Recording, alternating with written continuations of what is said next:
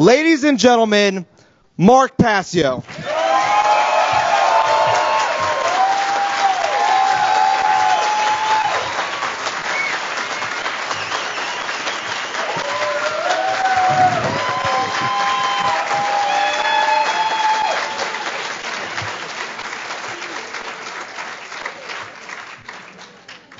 Thank you so much. Thank you all for being here today at this phenomenal event with the greatest minds of our time assembled right here at this very conference. My talk today, ladies and gentlemen, is entitled "The Cult of Ultimate Evil, Order Followers, and the Destruction of the Sacred Feminine." And I just want to put this slide up here at the very beginning to set the tone for what this entire presentation is going to be all about, because that is what the order followers of this world are actually taking aim at. They are taking aim at the goddess. They are taking aim at the dynamic of care that is barely still alive in our world. And ultimately, they are the ones who are going to snuff it out if it is to be snuffed out. Before we begin, I always start my presentations with a few warnings, if you will, or caveats, so people know what to expect. I think most of you know what to expect, but there may be some new listeners out on the internet that aren't familiar with my work, so I'll just run through this quickly. You will not be seeing or hearing anything new here today in this presentation. As the old saying goes, there is nothing new under the sun. And what that ancient phrase actually means is that the truth has always been here. It is eternal. It is up to us to recognize it. It has always been here, it always will be here, and it can ultimately never be destroyed. My presentation style has been described, rightly so, by some people as very intense and at times even combative.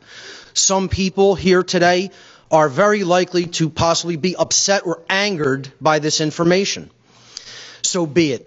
If that is the case, so be it. Feel those emotions and run with it. The fact of the matter is that the truth itself, by its nature, is belligerent because it wages war against all forms of mind control. I don't present this information to be liked. I don't present it to be popular. I don't present it to make money. I don't present it to make friends. I don't really even want to do this with my time, as I've told many people in the past. I already know this information. I already understand it. I already live it. I already put these principles to work in my personal life. I present publicly because in the time we're living in, there is so much overwhelming ignorance regarding this type of information that the fact that I do understand it and live it places me in a position of moral obligation to speak those truths to other people, to help them to understand it and then apply those principles in their lives as well. Every person who wants to take away real value from watching this presentation should make a deliberate and conscious effort to do two things. First, set aside your perceptions of me as the presenter. This includes things like how I look, dress, or sound. Paying attention to such trivialities will distract mental focus away from the message that is being delivered. The information is what is critically important, not myself. Be consciously aware. Secondly, be consciously aware of any impulses that you may have to reject the information presented during this presentation based initially upon your initial emotional response to what you are hearing, because you may be angered, because you may get upset by some of the things I'm about to say. Be aware that it is a logical fallacy to try to judge the truthfulness of any given information just based upon how you feel when you first hear or see it. So with those caveats being laid out there at the beginning, let's jump in with the definition of an order follower. What exactly is an order follower by definition? An order follower is a person who does what someone else commands them to do and who has therefore attempted to abdicate their free will and their personal responsibility for choosing their own actions based upon correct determination of the morality or immorality of a particular behavior. That is the definition of what an order follower is and does. Okay, so they're just acting on rote based on what someone else told them to do without making conscious judgments regarding whether that behavior is morally right or morally wrong. That's the definition. There are three main types of order followers. I call the first type the abdicators, the people who attempt to abdicate their personal responsibility. These are individuals who do what they are told to do by a perceived superior without first judging for themselves whether or not the action they've been ordered to perform is morally right or wrong. They're attempting to abdicate personal responsibility for that judgment call. Those are probably the largest group of order followers. Most order followers fall into this category. The second group is who I call the well-intentioned, and we're going to talk about intention versus reality later on. The well-intentioned but incorrect. These are individuals who erroneously believe that they have correctly determined the morality of an action that they have been commanded to perform, and so they then willfully choose to carry it out. They believe that they are doing the right thing, in other words, although that belief is not true. It is an incorrect belief. And then there are the people who just don't give a damn. There's something deeply broken in them, possibly genetically broken. These are the psychopaths, whether primary or secondary psychopaths. These are individuals who consciously do recognize the immorality of an action that they have been commanded to perform, yet they willfully choose to carry it out anyway, knowing fully that it is wrong and violates someone else's rights. That's who I call the psychopaths. They just don't care, and they're going to do violence anyway because they just want to. Those are the three kinds of order followers. And I'd like to play a brief interview. This is from Adam Kokesh, who I have tremendous respect for, from his show Adam versus the Man. I have tremendous respect for this individual because he is a former order follower who developed a true conscience. He got out of the cult of ultimate evil and started exposing it. And he's going to interview a member, an active member of this cult, as we will see that it is, a typical order follower. So I'll let this video speak for itself. Hey,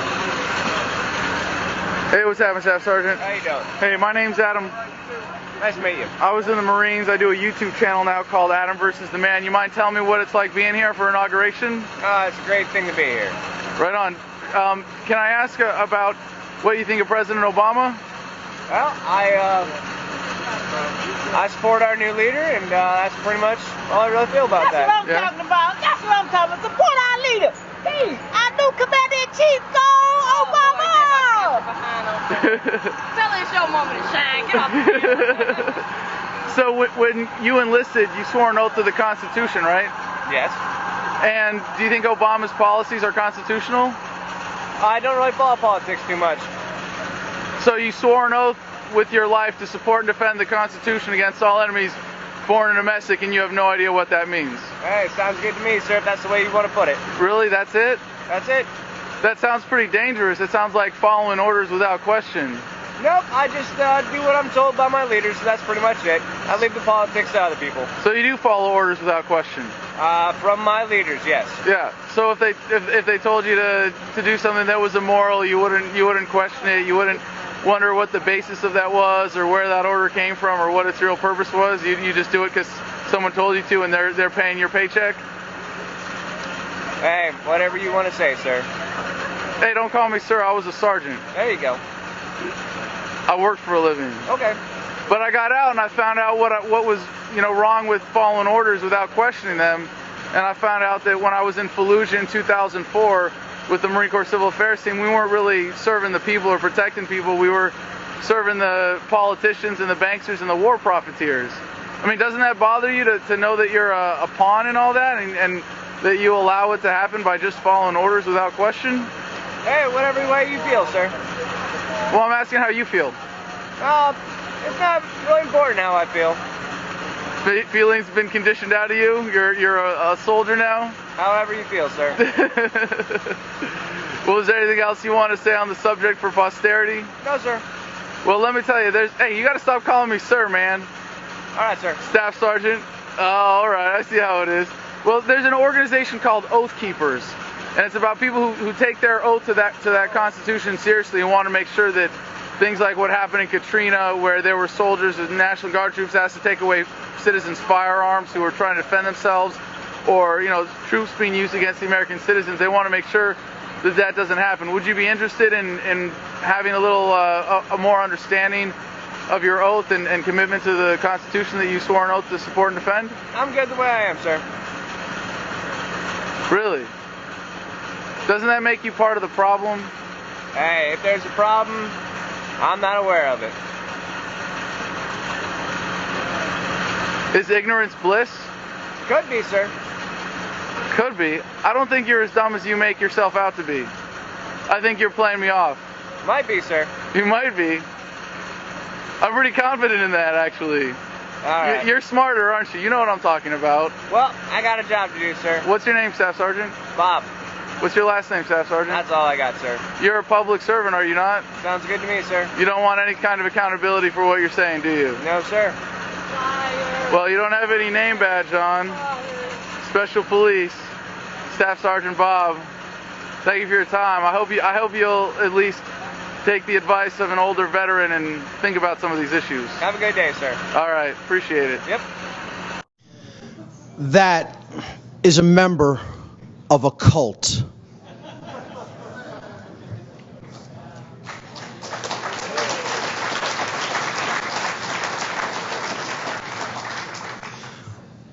Order following, as I trust that everyone in this room just clearly understood from that graphic demonstration, is directly opposed to conscience.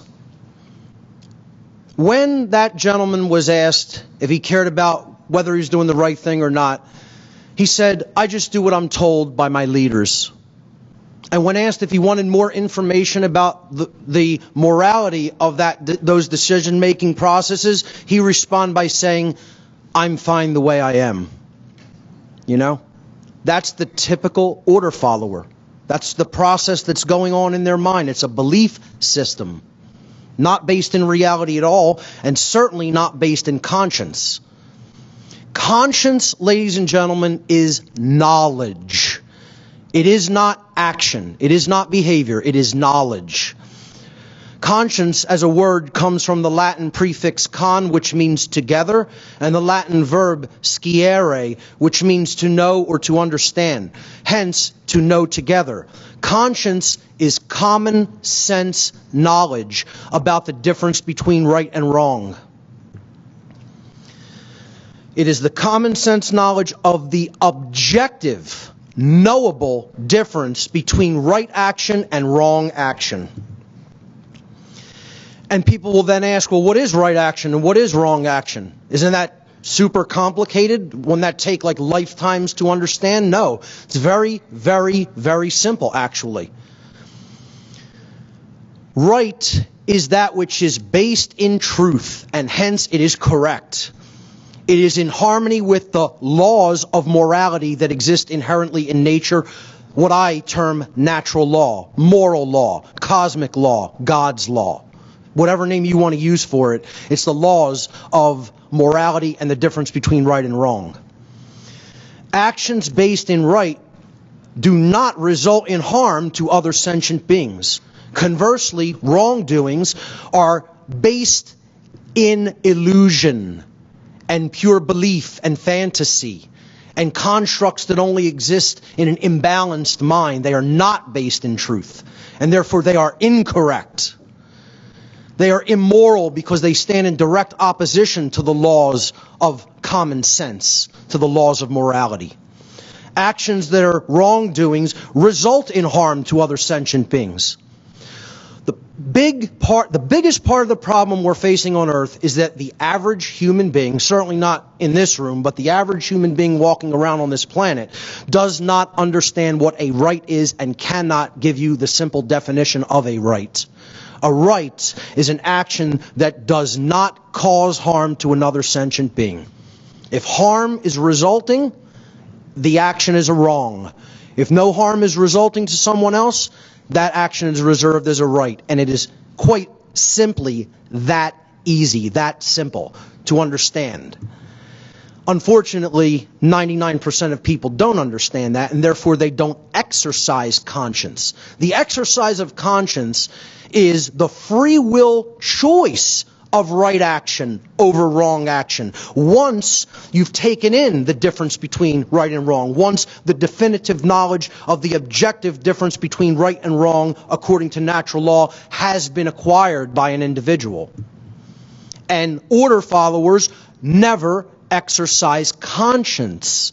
They are not acting of their own free will accord. They are attempting to abdicate that free will choice to someone else, who they are then just saying, I will follow what you tell me to do. If someone is following orders from anyone else for whatever the reason or intent, they cannot be exercising conscience, since by definition, the exercise of conscience means that someone is willfully and correctly choosing for themselves right action over wrong action, out of their own free will. The difference between the institutions of order followers today and all of the order followers that conducted some of the most heinous atrocities that mankind has ever witnessed. Soviet Russia, Mao's China, Hitler's Germany. There's no difference between them. They are just as immoral. They are just as incorrect. They are just as ignorant, and they are just as cowardly. And people can get as offended as they want by that. It's nothing that anybody, however anyone reacts to it, is not going to make that an untrue statement. I'm going to really attempt to offend some people's delicate sensibilities in this section, because I'm going to do something that the human ego abhors. And that's make blanket statements, but blanket statements that are nonetheless 100% true.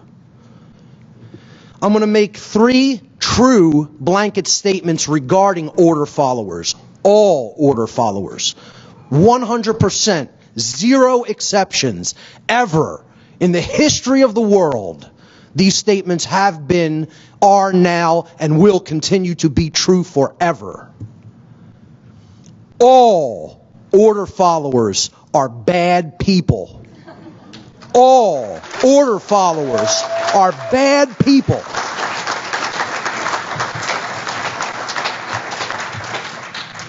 The exit's in the back for some people who are a little too offended by it, you know. And here's the totally logical proof of this given by the historian Dr. Robert Higgs. The good cop, bad cop question can be disposed of decisively. We need only consider the following. Every cop has agreed as part of their job to enforce the laws. All the laws, all of them. That is their job. That is what they have agreed to do. Many of the laws are manifestly unjust or even cruel and wicked. 3, therefore, every cop has agreed to act as an enforcer of laws that are manifestly unjust or even cruel and wicked. The inescapable conclusion based upon pure logic alone. Not even any heart-based intelligence, just pure logic by itself. The conclusion invariably is that there is no such thing as a good cop. There is no such thing as a good order follower, period, ever and never has been. Since no order follower is truly exercising conscience, And the order follower will carry out actions that they have been commanded to perform, even if those actions cause harm to other beings. No order follower in the history of the world can be said to be a truly moral human being. They are antitheses of each other. They are diametrically opposed, polar opposite conditions.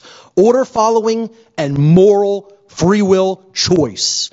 They can never go hand in hand. This brings us to the issue of moral culpability when it comes to order followers. The question always arises, who's more morally culpable? Where does the real responsibility or blame lie? In the order giver or with the order follower? Moral culpability is the determination of who is ultimately at fault or deserving of blame for the commission of actions which result in harm or loss to other beings. Culpable as a word comes from Latin, culpa, meaning blame, and the word culpable in English means at fault or deserving of blame. There is such a thing as blame. There is such a thing as who is at fault, who brought that resultant harm into manifestation in reality. So who is more morally culpable? And please read the question specifically. Who is more morally culpable? I'm not making the statement that neither party is morally culpable. I'm saying both are morally culpable, but who is more at fault or deserving of blame when harm results as a result of one group giving an order and another group carrying out those orders? The order giver or the order follower? There's a correct answer to that question. It is not a matter of opinion. The way you determine the answer, the correct answer to that question, is you ask this question. If each group of people is saying, my actions didn't actually bring extraordinary harm into manifested reality, who's lying and who's telling the truth when it comes down to brass tacks? So here's what bombs raining down on children do in the Middle East, in countries we have no business in. Okay?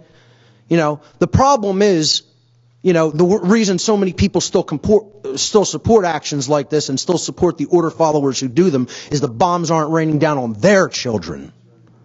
Okay?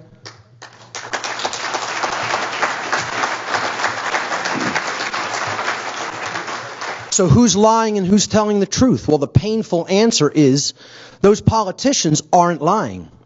Their actions didn't cause that. You could say their words had a part in it and therefore they're still morally culpable, but they didn't actually pull those triggers. They didn't drop those bombs. The order followers did those immoral behaviors.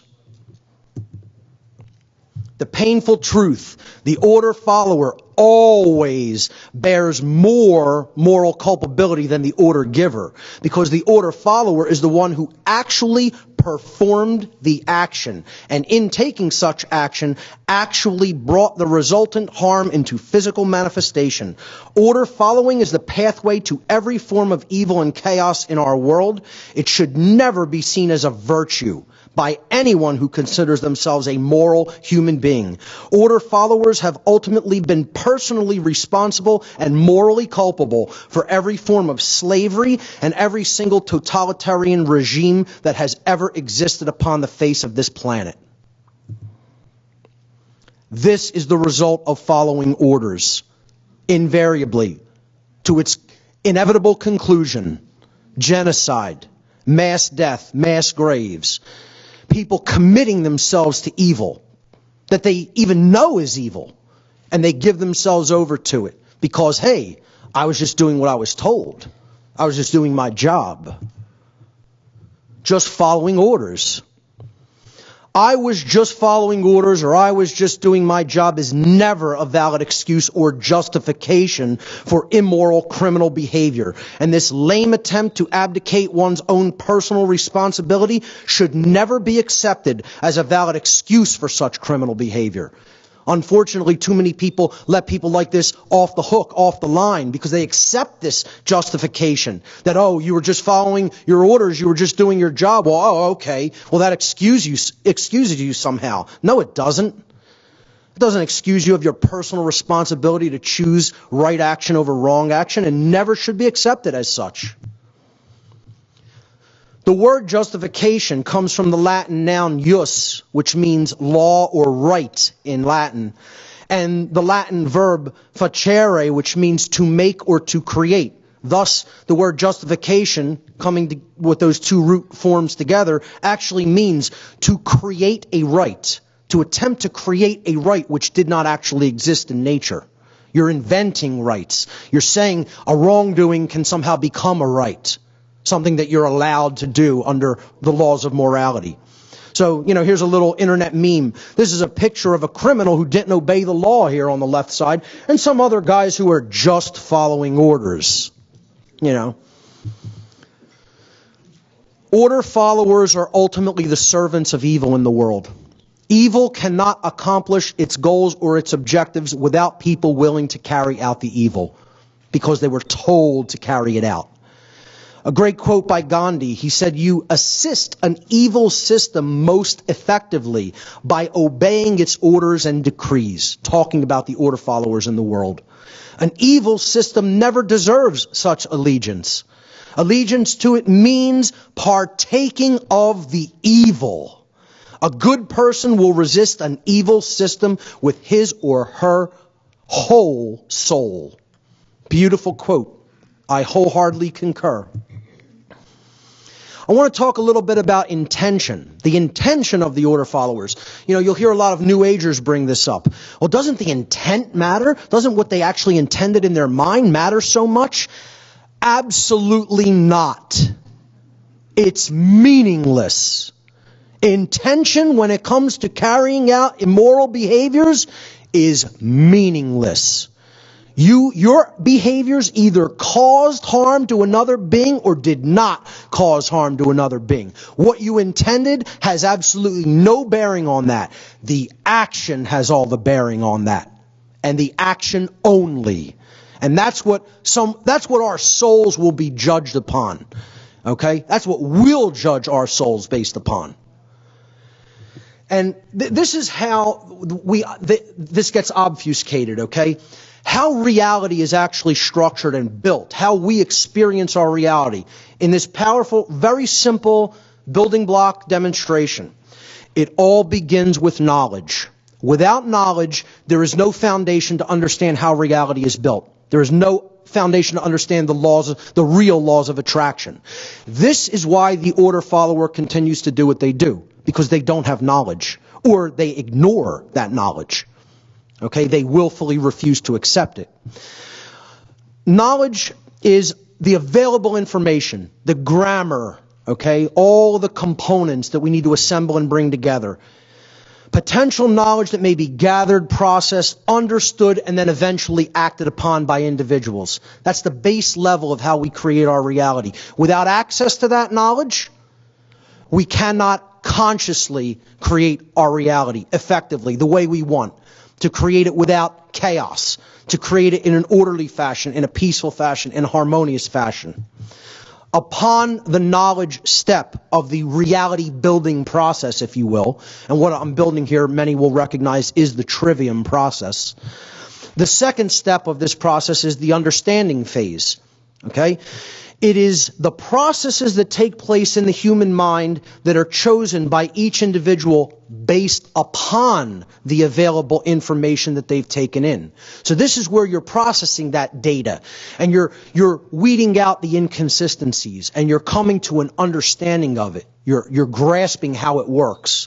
Without that knowledge being present, you can't understand. You cannot move to that second step at all.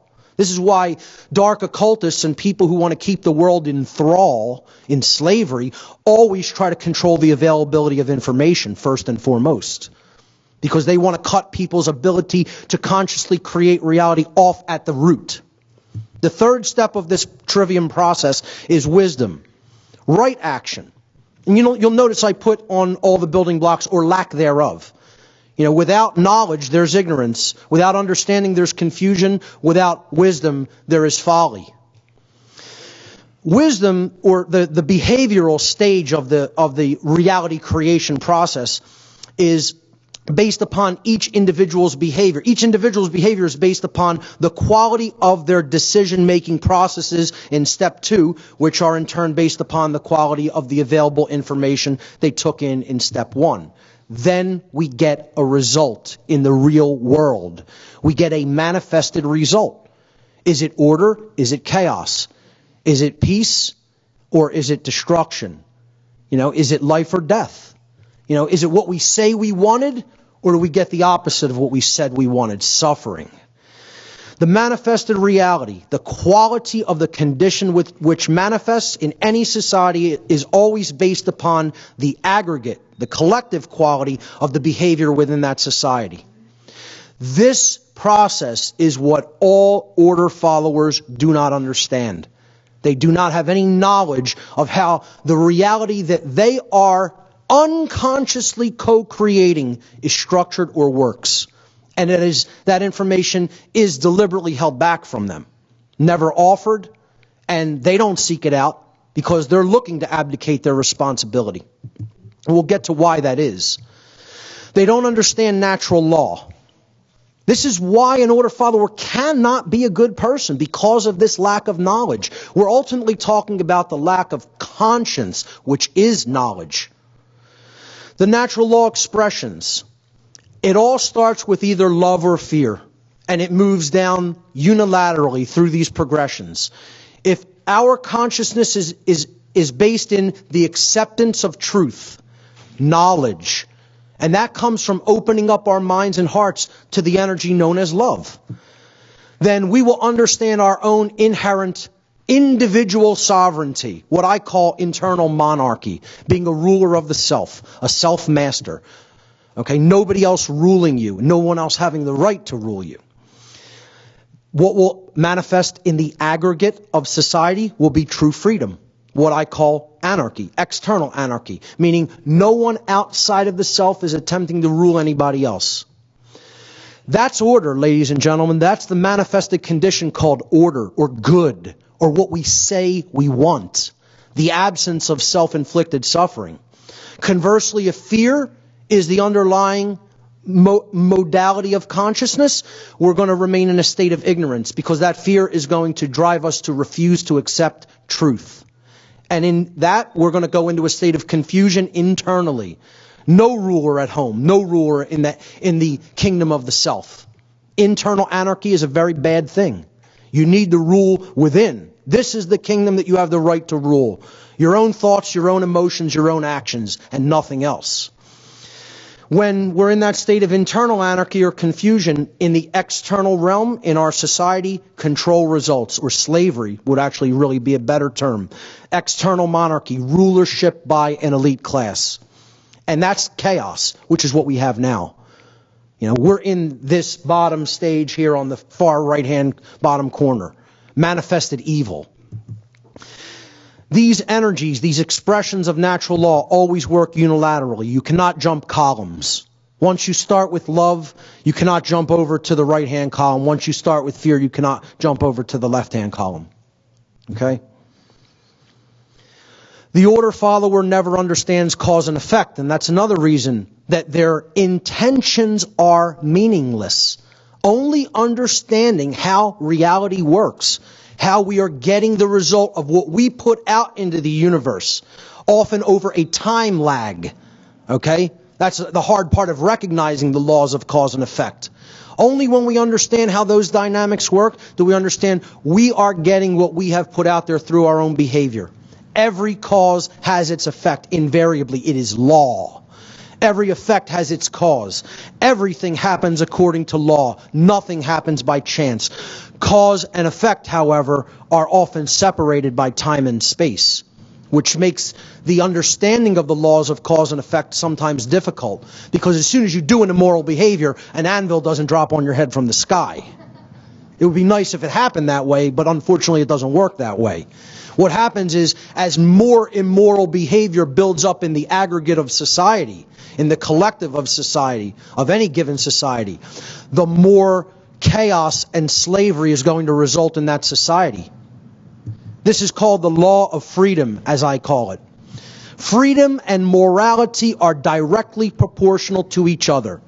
The order follower also doesn't understand this law of the universe that is inherent to creation and can never be changed. Nothing any being in creation does can ever change this law, because it is a natural, inherent law built into the fabric of reality. The aggregate amount of truth and morality present in the lives of the people of any given society is directly proportional to the amount of freedom and order in that society. And it is inversely proportional to the presence of chaos, tyranny, and enslavement in that society. More simply put, as morality increases in the aggregate of a society, freedom in the aggregate increases in that society. As the society in the aggregate becomes more immoral collectively, slavery increases in that society and freedom dies in it. And that's why freedom's dying in our society, because the vast bulk of the human population is making immoral choices. And in the aggregate, that adds up and equals chaos and slavery. That's the key to understanding how reality works, folks, which is why I put that gift of a key out there. That's the overarching law of creation and the overarching law of attraction that's operating in the universe. That's the real law of attraction, not the fake nonsense New Age variant of it. Second blanket statement: no order follower ever is a truly intelligent being. No order followers are truly intelligent. Now, an order follower can be an intellectual being, but they cannot be an intelligent one. There's a huge difference between the two. Oh, you could know how to solve differential equations and solve complicated physics equations. Yeah, an order follower can do that. But what they lack is heart-based intelligence, the sacred feminine dynamic of true care.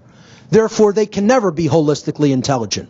Left brain intellect does not equate to intelligence. Only when we take in the generative principle of care and compassion that the right brain opens up to us can we become truly holistically intelligent.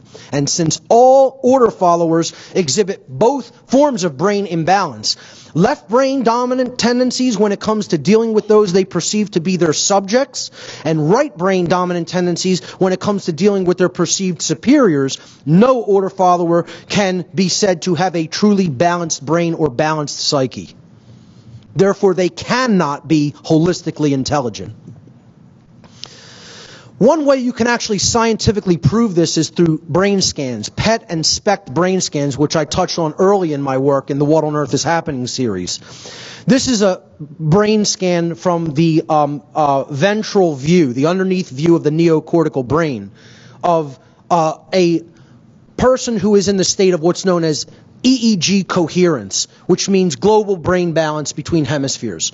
The right and left brain hemispheres are operating in a state of balance. Holistic intelligence is at work in this person. That's the typical brain of an order follower. Those black areas are not damaged physical areas of the brain. They are areas of electrochemically deadened activity in the neocortex of the brain. Scientifically provable with the most advanced type of brain scans available today. And that's what a person with a completely imbalanced brain looks like. In other words, your typical order follower.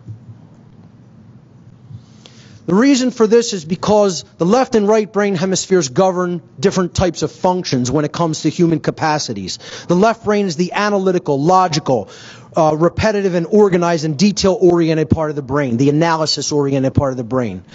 That's the intellect, the masculine component.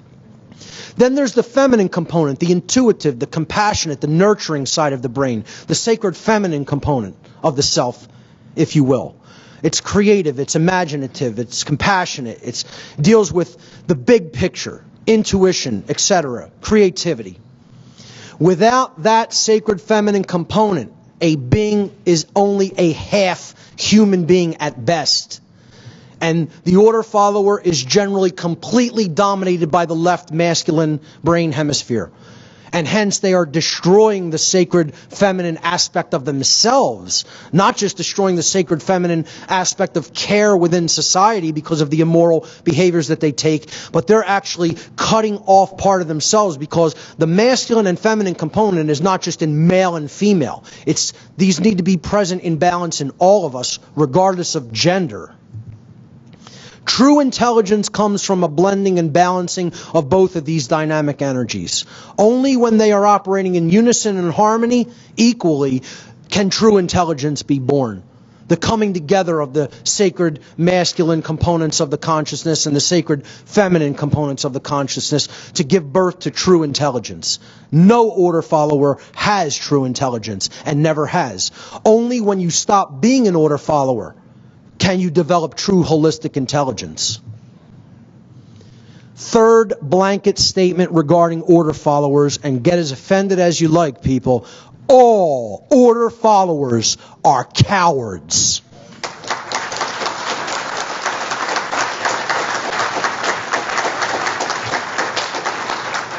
Since no order follower actually possesses the knowledge of conscience in the degree required, and the spiritual fortitude in the degree required to refuse to obey the commands from their perceived so-called quote-unquote superiors, no order follower can ever be said to have true courage. True courage versus what people think of as courage are two vastly, dynamically different things. True courage is saying no to evil. Be that guy. Be that guy. There's true courage. Where for not giving the Nazi salute, he could have been shot on sight. To stand up and say, no, I will not comply. I will not go along with the crowd because they're wrong. And if I'm in the minority of one and I'm in the right, I'm going to stand in the truth, regardless of what that means for what happens to me. That's courage. That's courage.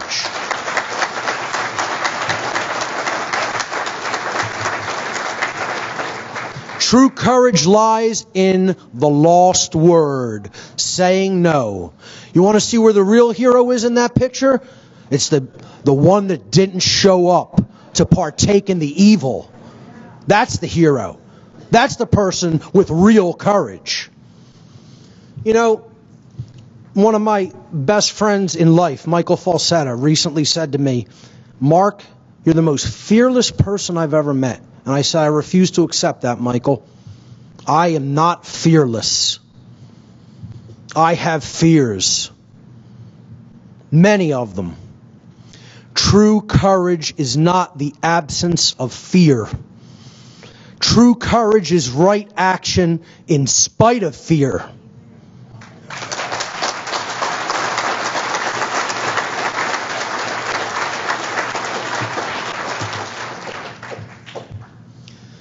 Next section, and this is where I start to introduce the concepts of what cults are and their methodologies. Modern institutional order followers, and let's just, not mince words or be too verbose here. I'm talking about the police and military, are cult members. Modern institutional order followers, the police and the military, are cult members. They're not like cult members, they are cult members, provably. To understand what a cult is, we first have to really understand what religion is and means. Religion as a word in English comes from the Latin roots, the Latin verb religare. Of course, religare means in Latin to tie back, to hold back, to thwart from forward progress, to bind by tying up, to prevent from going forward. What a false religion is, okay? I want to qualify that by saying all false religions. False religions are systems of control that are based in unchallenged dogmatic belief, which holds back the progress of human consciousness. It holds back the proper understanding and reception of the laws of morality, the understanding of the difference between right and wrong behavior. That's what a false religion does. True religion unites us to something. It reunites us to natural law. It reunites us to the divine spark within all of us. And I would make the claim there's only one true religion, and that's truth itself. Just my take on what real religion is all about. If I had a religion, I would define it as the truth, period. That brings us to the question, what is a cult? If we have to define what a cult is, how will we go about doing that? You know, most people think of cults, and rightly so in these cases, is what we might see in like Stanley Kubrick's Eyes Wide Shut movie. You know, a powerful elite class, meeting together and doing perverse sexual rituals. And that's like kind of much lighter than reality, actually. You know, what they were doing compared to what goes on with the real cults of the world, as you heard to begin this day with my good friend Jay Parker. I mean, you want to talk about what cults are really doing to children and even their own membership. It goes way beyond what's depicted in any Hollywood variants, okay? So this is Bohemian Grove. This is the kind of strange rituals that the elite of our world, the so-called elite, highest levels of banking and politics and media and entertainment, etc., partake in out in the California redwoods. But if we had to define what a cult actually is, this would be my best definition of it. It's a system of religious veneration and devotion which espouses beliefs that are dangerous, especially to the lives, rights, and freedoms of those who are not its members. That is what crosses over the line of being a religion just based on belief that holds back your understanding of truth, and when it goes into the realm of being a cult. A cult's beliefs are dangerous to others because cult members erroneously believe that they have rights which they actually do not possess in nature. This is what real modern-day cult members look like, more so than the images you just saw on the last slide. The overwhelming bulk of the cult members of this world are in these two institutions. How the cult system is maintained is through hierarchy and compartmentalization, visualized in a simple pyramidal structure where knowledge is compartmentalized at the top, and the few at the very top are completely in the know.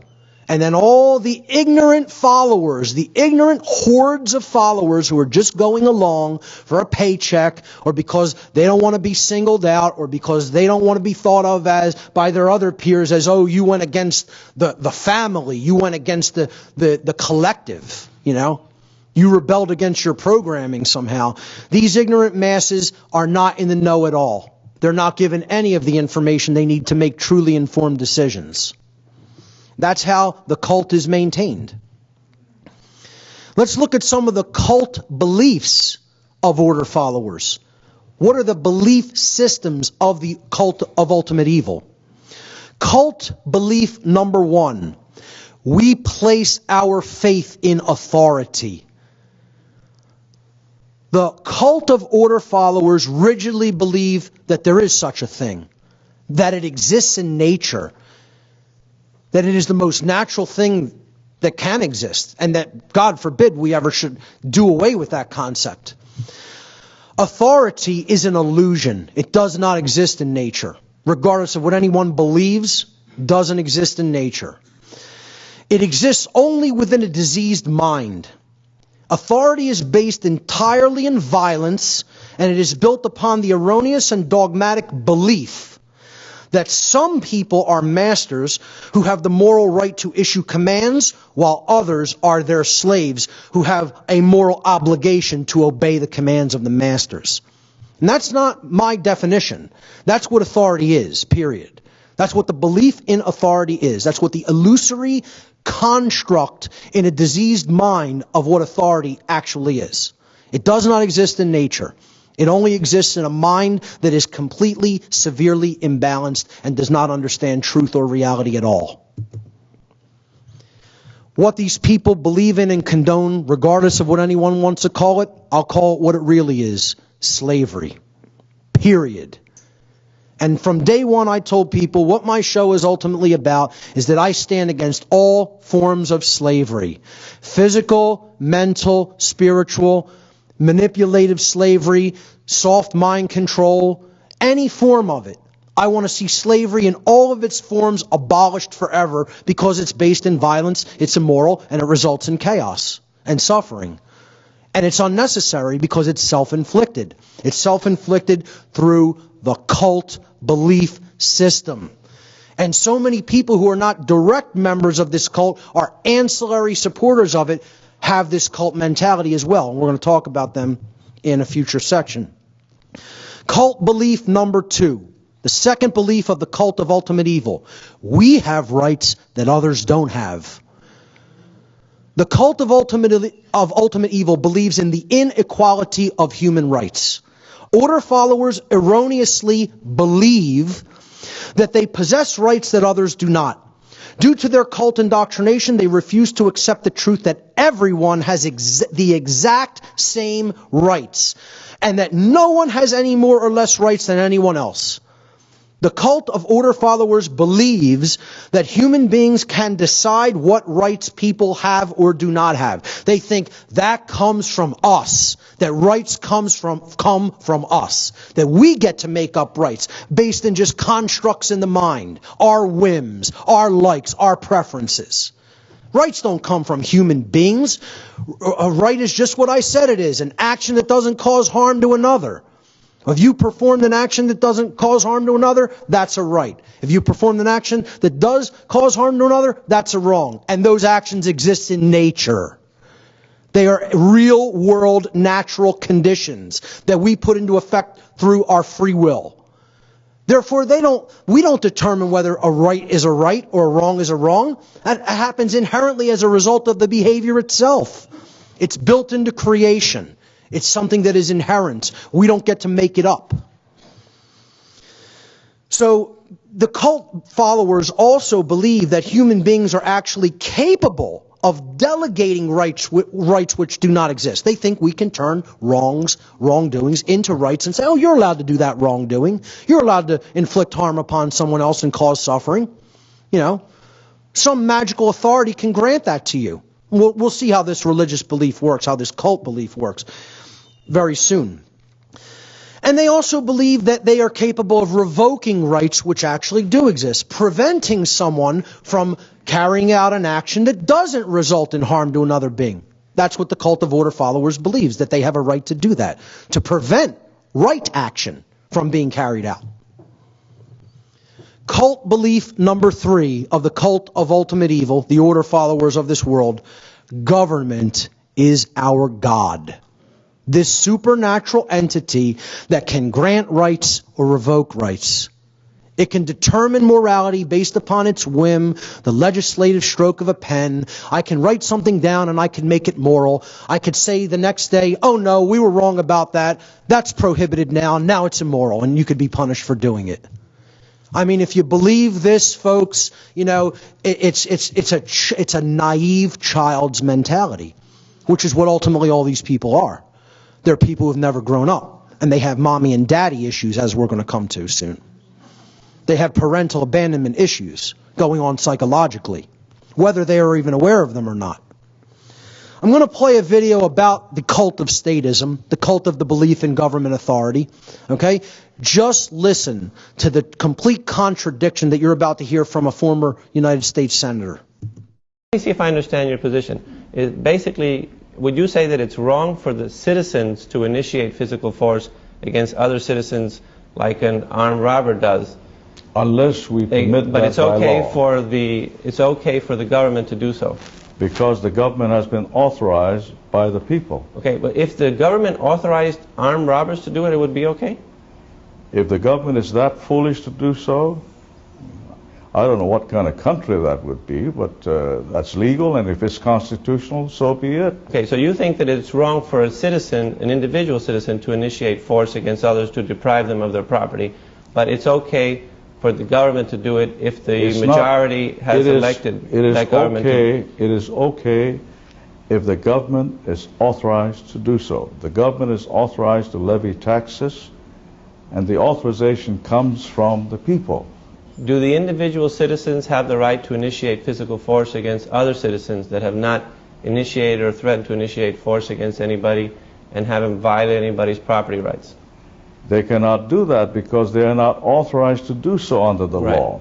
So individual citizens don't have that right. If they don't have the right to initiate physical force against other citizens, could they have properly delegated that right to the government?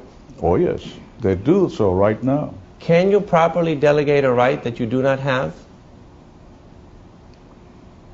You can give the right to their representatives to make laws that will authorize or make prohibitive certain activities.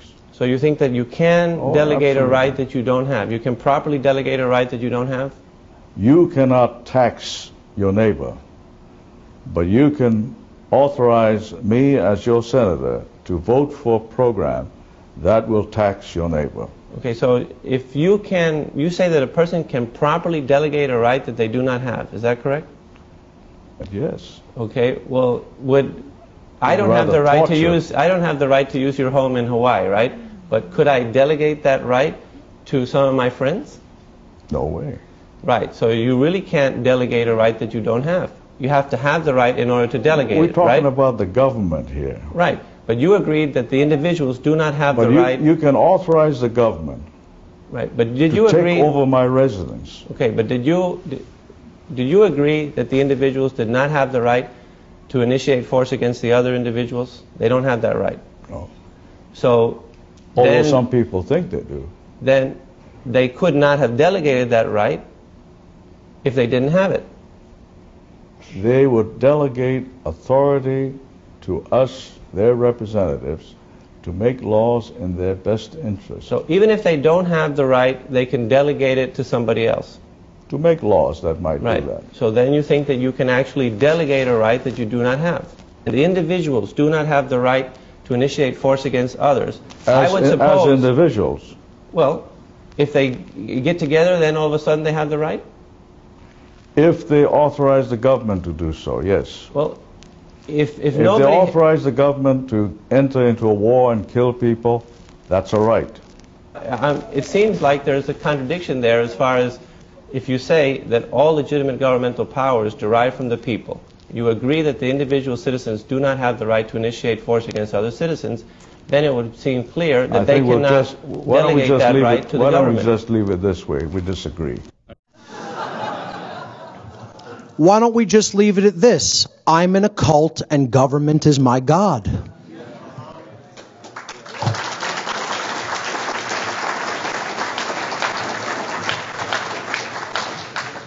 I feel horrifically sorry for anyone who cannot fully cognize the complete inconsistencies of a brainwashed person like that.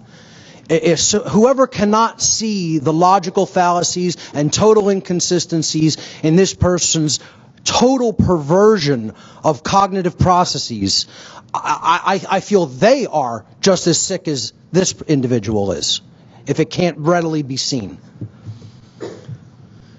So let's talk about the techniques of cults. How do the cult leaders keep the cult lower down members, the rank and file, in line? They have very strict, rigid sets of techniques that they have employed throughout human history, and they don't waver with them because they have always worked. They've worked consistently because people have still not built their consciousness up to a level where they understand how these methodologies of manipulation work. I call this the techniques of cults, or how to brainwash willing followers who want to give away personal responsibility for their own actions. And there are four main cult techniques: isolation, conformity, indoctrination through repetition, and trauma. Isolation, conformity, indoctrination, and trauma. Let's take them one at a time. Cult technique number one, isolation. Probably the single most important technique, because it makes it very difficult for anybody to penetrate the collective of the cult. the boundary of the cult.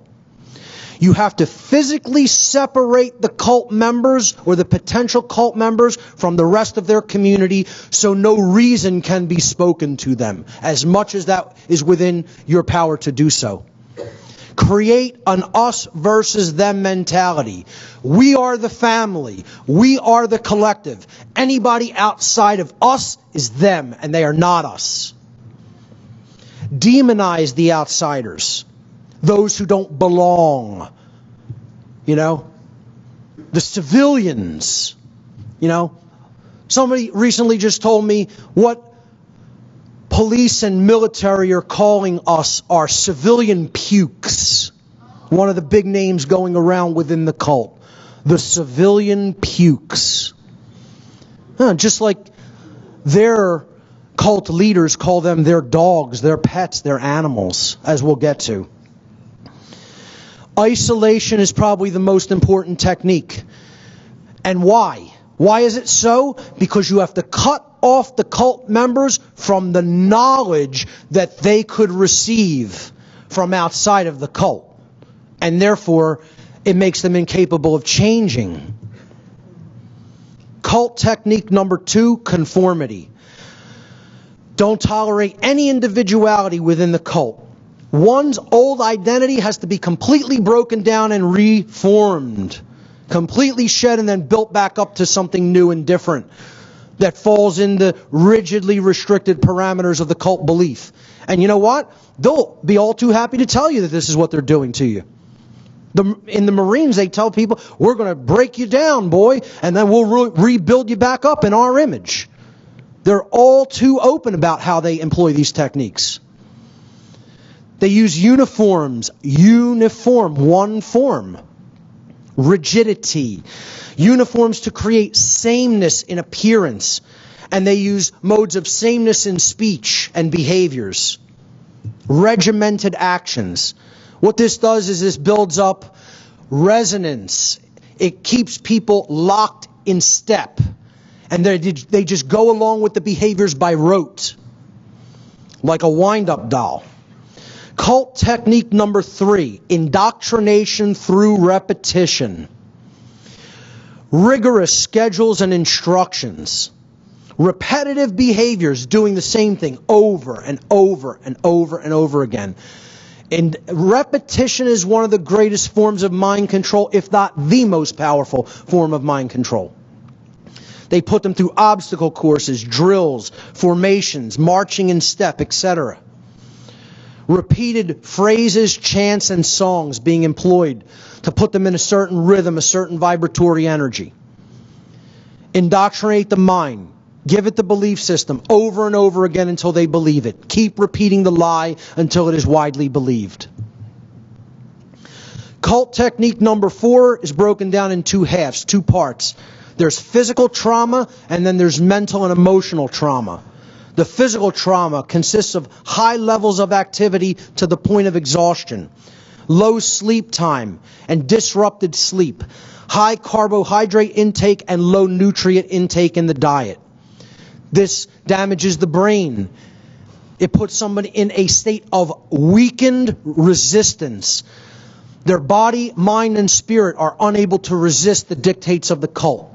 They weaken them through these techniques physically. And then they use emotional trauma to weaken the spirit. Verbal and psychological abuse heaped at them continuously, constantly telling them they're not good enough. Unexpected, sudden, or shocking scenarios create trauma, create a situation. Oh, you have to jump up in the middle of the night and respond to this scenario that's happening. A perpetual atmosphere of fear. And as we saw in the natural law expressions, fear can only lead to ignorance, confusion, control, or slavery, and ultimately chaos. That's all it can ever lead to. Can't ever lead to any of the good expressions of natural law, knowledge, understanding, wisdom, freedom, sovereignty. Can't lead to any of those things. Certainly can't lead to order and justice in a society. And that's why they employ these 4 overarching methodologies. And you see, I've used images of the modern day cults.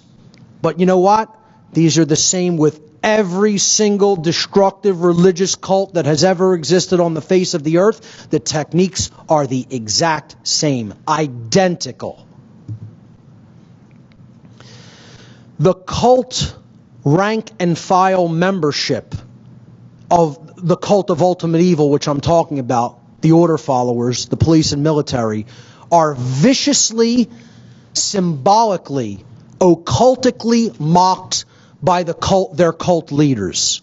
And I talked about this at Free Your Mind 1 back in 2011 in Philadelphia. I gave a presentation called The Occult Mockery of Police and Military Personnel, where through firsthand experience of being involved in a satanic cult myself with the cult of ultimate evil's leaders, the people who actually direct these cult members, these order followers, being around them in that satanic cult, firsthand from their lips to my ears, when I was a membership of that cult, in the membership of that cult, they expressed what they think about their order followers, the people who protect them and their agenda. And the only thing they ever call these people is their dogs or their pets. That's it. They look at them as attack dogs on leashes. You'll attack when I tell you to attack, dog. You'll sit when I tell you to sit, dog. You'll sleep when I tell you to sleep. You'll eat when I tell you to eat. And they give them dog tags to wear around their neck. And they put all kinds of dark occultic symbolism all over their brain. The checkerboard floor of the house in Freemasonry represents total ignorance, total unconsciousness. The complete lack of understanding of the difference between right and wrong is what the checkered floor represents. Well, why would the cult leaders wrap it around the brain of their followers? Around the brain, symbolically. And then let's throw an inverted pentagram that represents the destruction of the human spirit and the raising of dualistic tendencies, duality, confrontation, conflict, us versus them mentality. You know, put that right on the third eye and the crown chakra, why don't we? Yeah, we're not ritualistically mocking anybody who doesn't even understand our language, our symbolic language. No.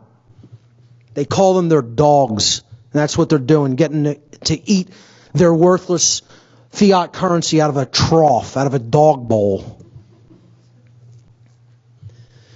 The supporters of order followers constitute ancillary cult membership. They are ancillary cult members, secondary members of the cult of ultimate evil. And you know what? There's a whole lot more of them than there are the main membership of the cult. A whole lot who support what this cult does, thinking that they're doing something that is good or can lead to something that is good. This is the exact dynamic that I'm talking about of ancillary cult members. The supporters of the order followers, because they're my husband or my son or my brother, etc. And you know, not to make this any kind of a gender-related statement, but the ancillary followers of the cult are largely women because they're supporting the men who are involved in the cult. The men in their lives, they'll often support blindly. You know, because they don't want to believe they're doing something that is evil. They don't want to confront them on it. And that's what women have to step into, a infinitely more powerful role that they have within their capability to change this world through the non-support of these cult members, the non-support of dominators. When they step into that kind of power, that's when women are stepping into the true sacred feminine power of real care, real heart-based intelligence, and that's where is going to be their power to completely transform this world.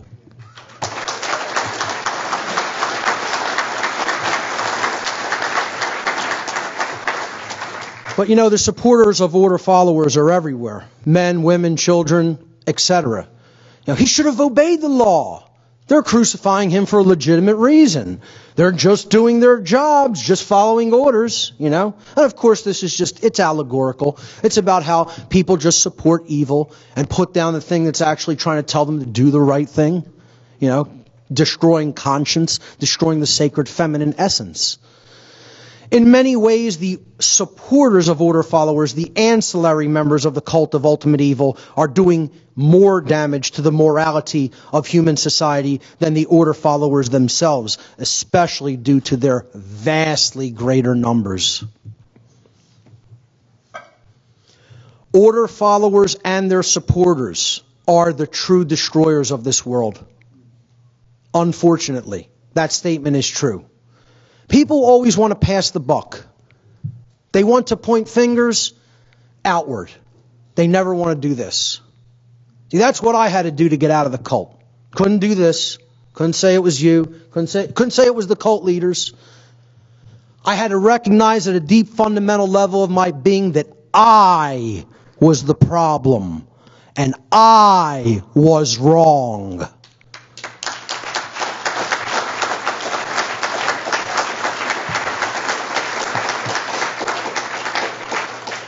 You know, we want to pass that responsibility on to, the people in the upper echelons of power, the politicians, which aren't really in the upper echelons of power, they're the puppets. But they think of the politicians as the one who are there, the international bankers, even the actual cult members, the real legitimate cult members that are part of the satanic, worldwide network of Satanism and dark Luciferianism. Ultimately, those aren't the people who are destroying the world. Are they taking a role in it? Without any question. Should they be held responsible? Without any question. Who's ultimately bringing that harm into physical manifestation? The people who follow their commands. The people who enact their agenda through their behavior. These are the creators of the dark New World Order. The order followers are ushering in the new dark age, not the order givers. The order givers play their role. But the order followers are the ones who bring the harm into actual manifested reality. Order followers are the destroyers of the sacred feminine dynamic of care. This is the background for my entire presentation. I brought it up as the first slide for people to contemplate at the beginning. They are taking aim at the goddess principle, the non-aggression principle, true care, the compassionate and nurturing aspects of the being. That's what they're destroying within themselves. And then through the violence and the slavery that they're enacting and supporting through their behaviors, they're destroying that dynamic of care outwardly in a wider sense in society. And this is the state of the sacred feminine dynamic of the people of the earth. The goddess is weeping, ladies and gentlemen. And she needs to be rejuvenated desperately. And we need to be the people to help rejuvenate that sacred feminine energy. Let's talk about the solution. What is to be done about this? What can be done about this? Is there a solution? Yes, there is. The solution is the people right here in this room.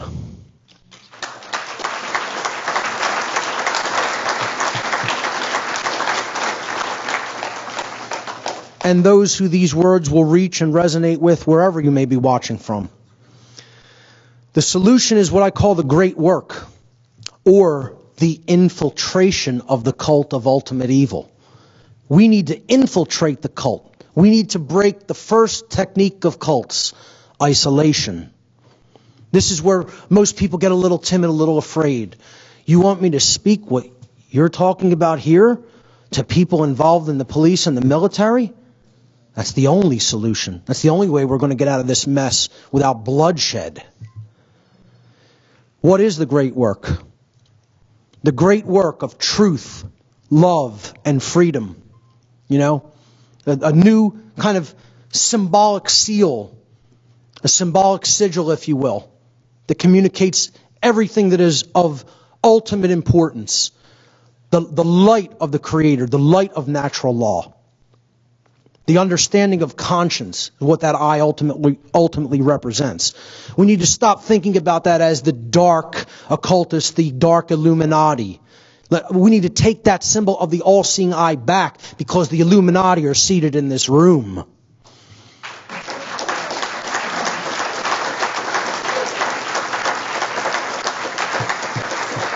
We are illuminated with the knowledge of the difference between right and wrong behavior. That's what that eye ultimately represented throughout history. To do the great work is to do the hardest work there is to do. It is to try to move the human race into uncharted territory, into the unknown country, into a place that many fear to go because they've gotten so comfortable in their slavery. The great work is the arduous task of influencing others. Okay? And this happens once you've become illuminated with the knowledge of the difference between right and wrong. You got to start there first. You got to get your head straight. You got to get your soul straight. Then you can assist with others. But that's what the great work is. The great work begins once you've healed yourself. Then you could start influencing others. That's doing the great work. It's the arduous task of influencing others to abandon their false religions, the dogmatic and dangerous beliefs which hold back the progress of consciousness by impeding the reception of truth and natural law. Doing the great work is to help others to realize that in supporting and condoning the legitimacy of authority and government, that they have actually been supporting and condoning the legitimacy of violence and slavery, and that they were immoral for having done so. This is the very reason that the great work is so difficult to do and why it is so unpopular. Why so few people on this planet are actually engaged in doing it. We need to increase the numbers by not the thousands, not the tens or hundreds of thousands, but by the hundreds of millions is the number of people that need to be doing the great work.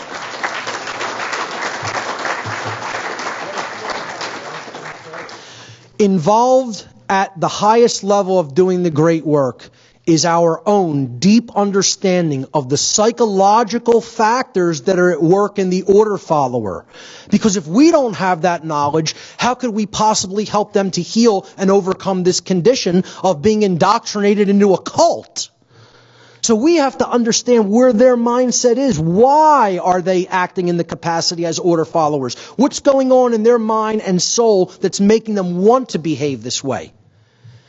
And this is what I call the tree of evil, okay? It's willful ignorance, but that's just the top portion of the tree, the leaves and the little twigs.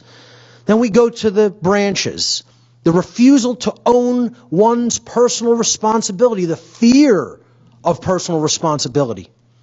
That's at a deeper level of the imbalanced psyche. Then we go deeper into the darkness, deeper into that world of dark matter that needs to be drudged up and transmuted. You know, the long dark night of the soul, the shadow material, if you will. The trunk of the tree is self-loathing, self-hatred. And the reason these people hate themselves is because they have a very deeply instilled lack of self-respect and self-esteem. And there's often an overarching, underlying reason for that.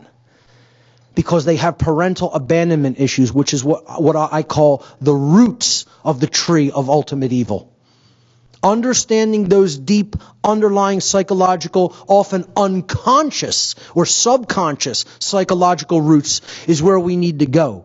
And parental abandonment issues lies at the very, very base, at the very heart, if you will, of the psychological factors that make order followers want to continue to be order followers.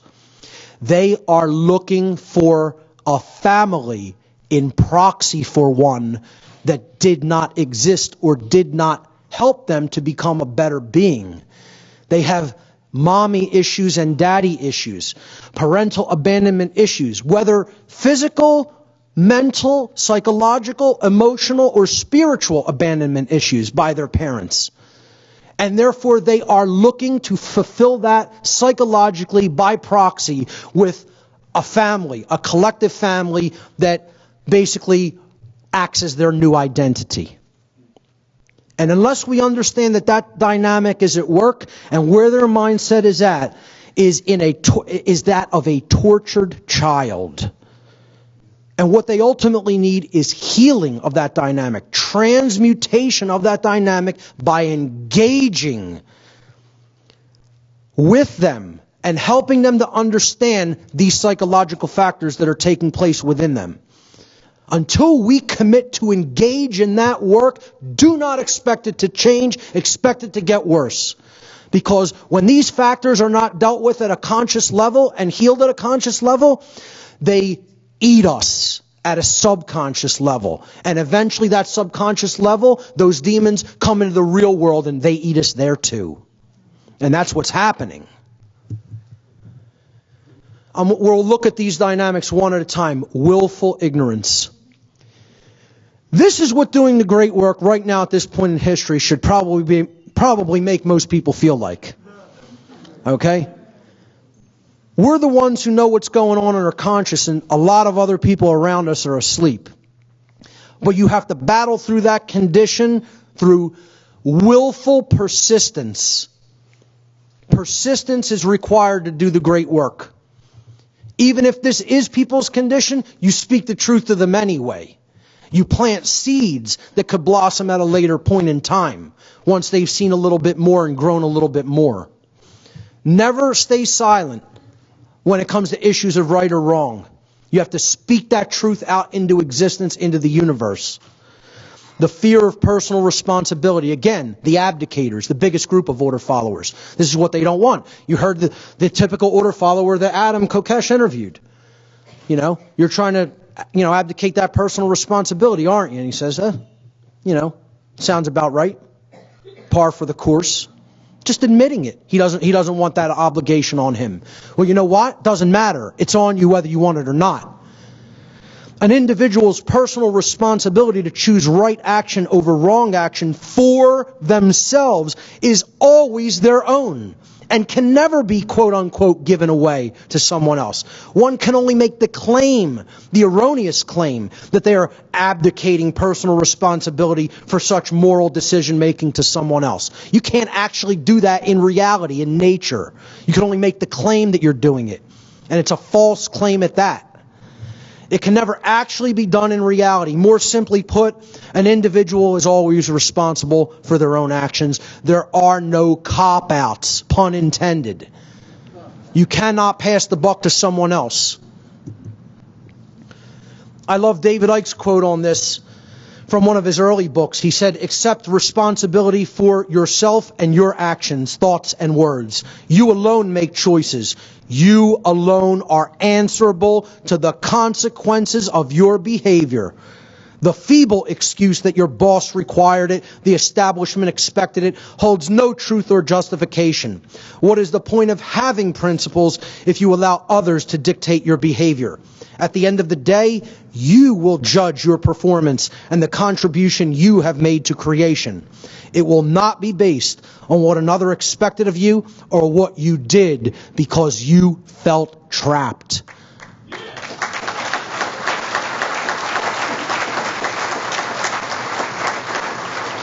There are no cop-outs or excuses for immoral behavior. We have that personal responsibility on us whether we accept it, want it or not, or understand it or not. Self-loathing is the next psychological dynamic that keeps order followers in the positions that they are in. Self-loathing is one of the main underlying psychological conditions that causes people to attempt to abdicate their own personal responsibility to exercise conscience and to fall into patterns of order following and justification. Just as it is not possible for an order follower to truly be exercising conscience, it is not possible for an order follower to truly love themselves. Not possible. No one who is actively involved in the dynamic of order following can be an individual who truly loves themselves. At some core psychological, spiritual level of their being, they are engaged in self-hatred. Self-loathing is created when an earlier trauma technique of the cult has been suppressed and buried into the subconscious mind instead of being confronted, dealt with, and healed directly. Such trauma could take the form of feelings of inadequacy, whether real, suggested, or imagined. And that brings us to parental abandonment. That's what's creating those feelings of inadequacy. See, this image is what's known as a golem, a being that isn't actually imbued with a soul but can perform rote behaviors. And it's holding this sign that says, I have suffered, and therefore I shall cause suffering. And that is the path to slavery. That is the mindset of the perfect slave. Anyone who wants to just continue to inflict harm and suffering just because they've gone through harm and suffering themselves is putting themselves into a deeper prison. The only thing that can ever heal self-loathing is self-respect. The word respect itself comes from the Latin prefix re, meaning again, and the Latin verb spectare, meaning to look at. Only self-respect can heal self-loathing and therefore help to put an order follower on the path to conscience. Working with the shadow material of the self is some of the most difficult work one can ever do, and that's why most people turn around and run away from it 1,000,000 miles an hour in the opposite direction. Because looking in that mirror is the most difficult place to look. And when I got out of the cult that I was involved in, it took long, hard hours of self-introspection and what seemed like endless days of suffering that would never end. Because I had to keep delving into that shadow material and working with it and saying, hey, you caused this. You're part of this condition. You're part of the continuation of this evil. And you have to change what's going on in here and here if anything out there is going to change. And most people don't want to do that work. That's what real respect is about. That's when I finally developed self-respect. It means to take another look at yourself. That's what you're respecting, looking at again, the self. All of these psychological conditions, willful ignorance, self-loathing, refusal to accept personal responsibility, it all comes down to the being is still acting at an inner level like the abandoned child because they did not receive the support from their parents, from their community, etc. And they're looking to the cult belief system as the proxy parent that they never really had fully developed. That relationship was never fully, truly developed. Which is why this connects so deeply in with Len and Honor's work, I can't even tell you. Conscious parenting. Good parenting is so big a part of the solution. You know?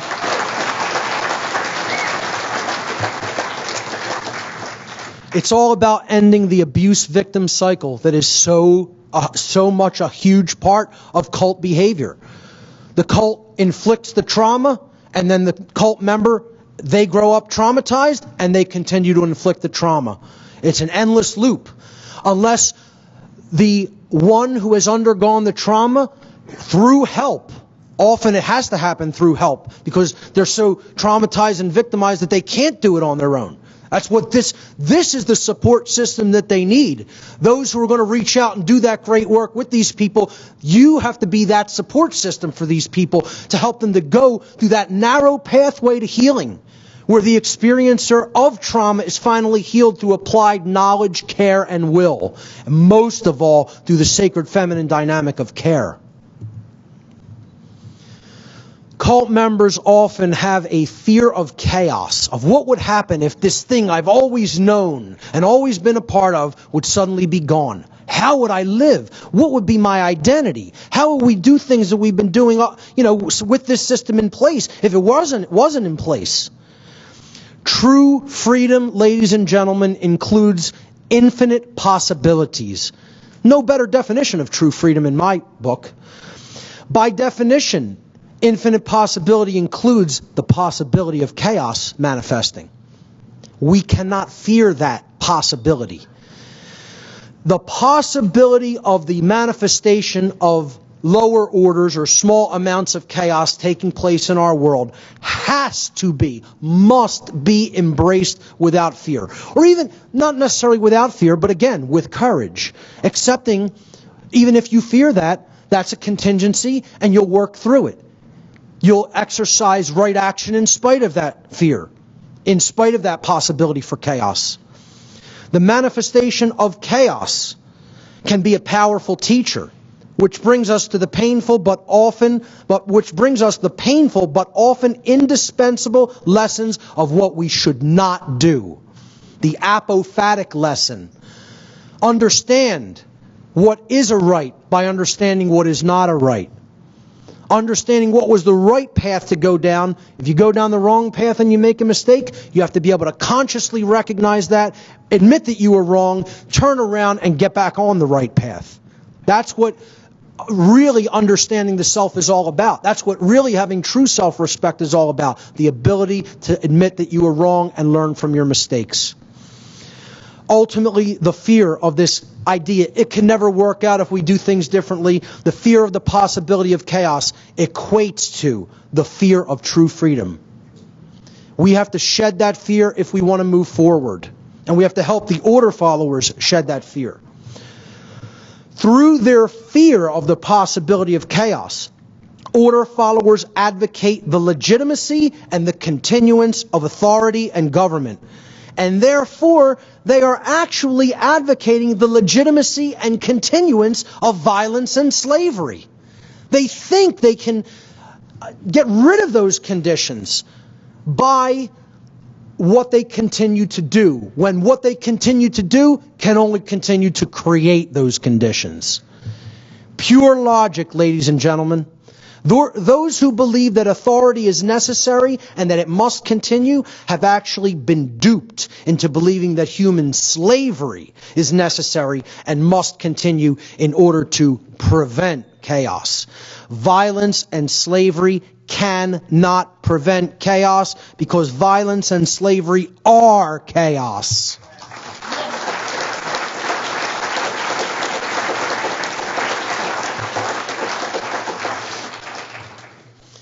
The last section I call Becoming Moral, Intelligent, and Courageous, Quitting the Cult. And I'm here today announcing I'm going to create a new campaign as part of What on Earth is Happening. And it is going to be called the Quit Your Cult campaign.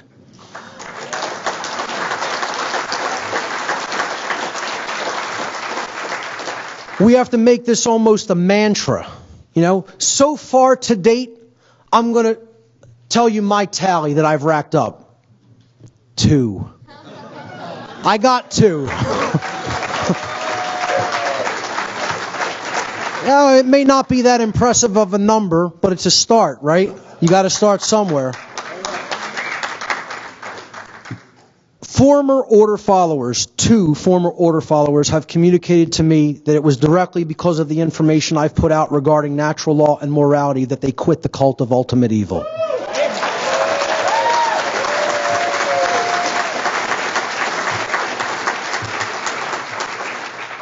We need the return of the sacred feminine energy, which is the dynamic of true care, nurturing, and compassion.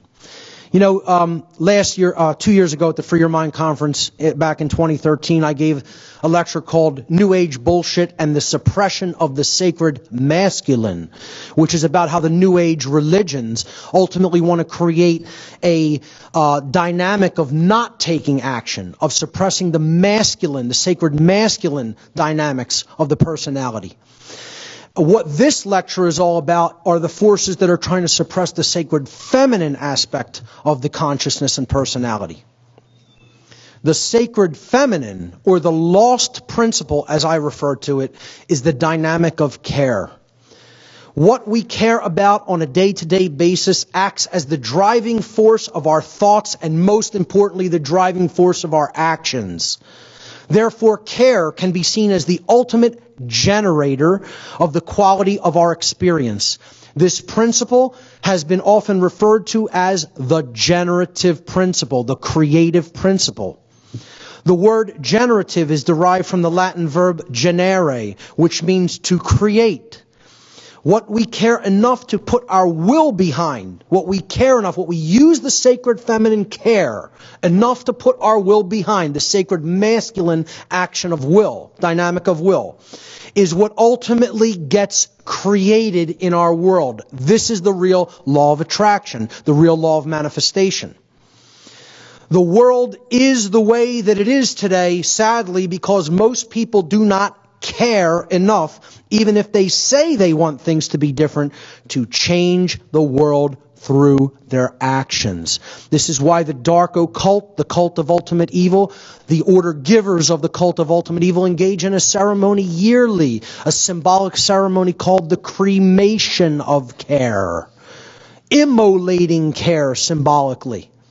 And their order followers continue to do it right here in the real world, not the symbolic world, the very real world of behaviors. There's two principles that constitute enlightenment, and we need to engage both of them if we're going to see the return of both the sacred masculine and the sacred feminine. The sacred feminine principle is the principle of non-aggression, the non-aggression principle. The first pillar of enlightenment is this sacred feminine principle. It is also called the non-aggression principle. It states, very simply, do not engage in violence. Violence is the immoral initiation of undue physical force which one does not have the right to take against their fellow being. In other words, do not immorally initiate non-rightful use of physical power to coerce, constrain, or compel the rightful physical behavior or free will choice of other sentient beings. Don't engage in violence. Along with that, wedded to that, in union, in sacred union with that, is the sacred masculine principle of self-defense, which I talked a lot about at last Free Your Mind 2. The second pillar of enlightenment is the sacred masculine principle, also called the self-defense principle. This principle states sentient beings have the inherent right to use force to defend themselves from violence conducted upon them by another. Never to initiate that force, but to use it in response to violence that has been waged against them in proportion to that violence. That's the sacred masculine principle of self-defense. True enlightenment is the sacred union of both of these principles, the sacred feminine principle of non-aggression combined with and wed to the sacred masculine principle of self-defense. Only when we create that sacred union between the sacred masculine and sacred feminine within each of us are we going to see real world change happen. This is the alchemical wedding, as it has been referred to as. And it's beautifully, symbolically depicted here on the tarot card, the Lovers. Once again, I just want to reiterate the powerful role, especially that women can play in this sacred union of bringing forward the care and the compassion to help transmute the consciousness and the mindset of the order followers. Because let's face it, these order followers who are really bringing this harm into manifestation are largely men doing the bidding of their cult leaders. Okay, it just happens to be men are the physically stronger of the genders here on Earth, of our species, and therefore they're groomed for that role, the out of control masculine aspect, the dark masculine aspect. But women can play the powerful role of transformers if they step into that courage and they challenge the cult of ultimate evil, challenge its validity. On its face, it needs to be challenged. It needs to be recognized as inherently illegitimate authority and government and the violence that they conduct. So women can help men who are involved in that cult to break free if they step into that courage and they step into that sacred feminine dynamic. Then that sacred feminine energy can drive the sacred masculine energy. Because care ultimately has to drive the will. This is what was meant by the phrase, love is the law, love under will. Love has to be the foundation. Higher consciousness has to be the foundation upon which you build the sacred masculine will. So the sacred feminine has to be the foundation. That's true care. Then you could build the true will, the sacred masculine dynamic upon that foundation, that sacred feminine dynamic of love. The sacred feminine drives the sacred masculine action. And how ultimately the cult followers, the order followers of the cult of ultimate evil are going to have to break their mental bondage is through the use of the lost word. a very powerful concept in my work, which comes from the esoteric tradition of Freemasonry, as I will describe here. The lost word is a concept in esoteric Freemasonry, which represents a state of consciousness that has been largely lost to the majority of human beings. In order to speak the so-called lost word, a human being must work upon themselves in order to achieve a state of non-contradiction between their thoughts, emotions, and actions.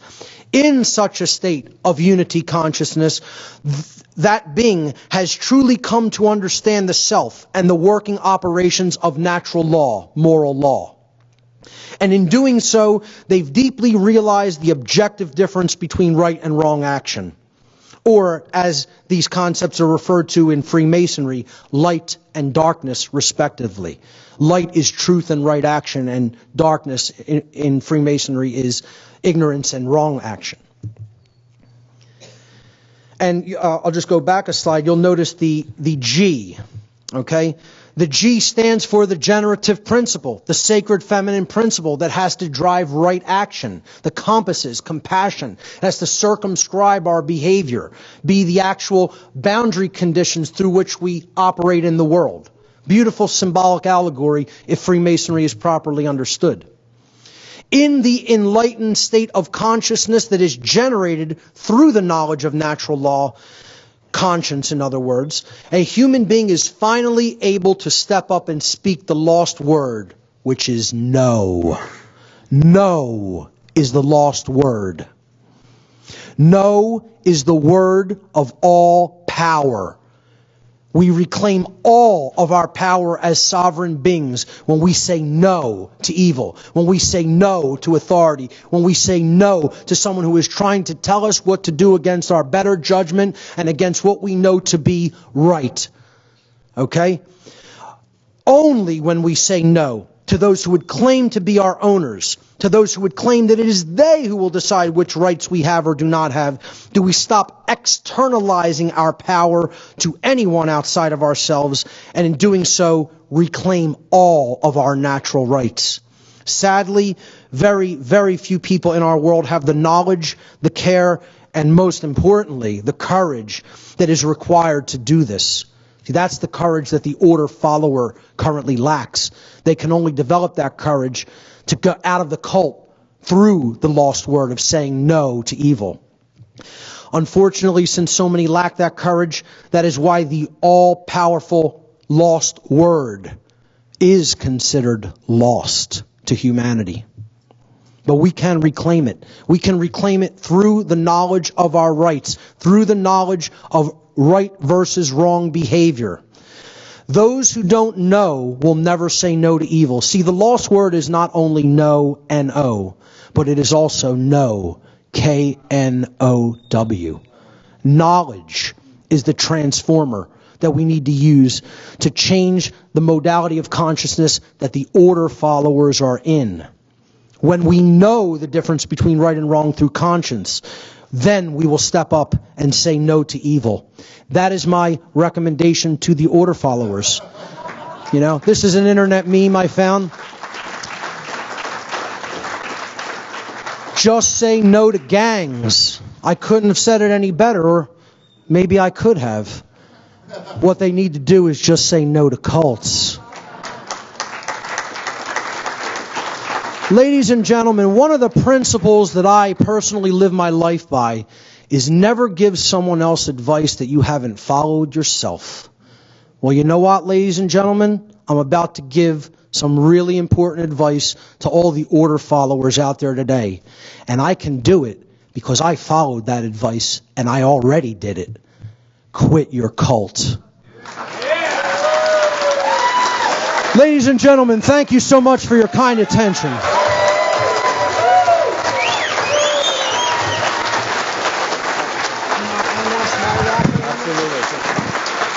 Mark Passio.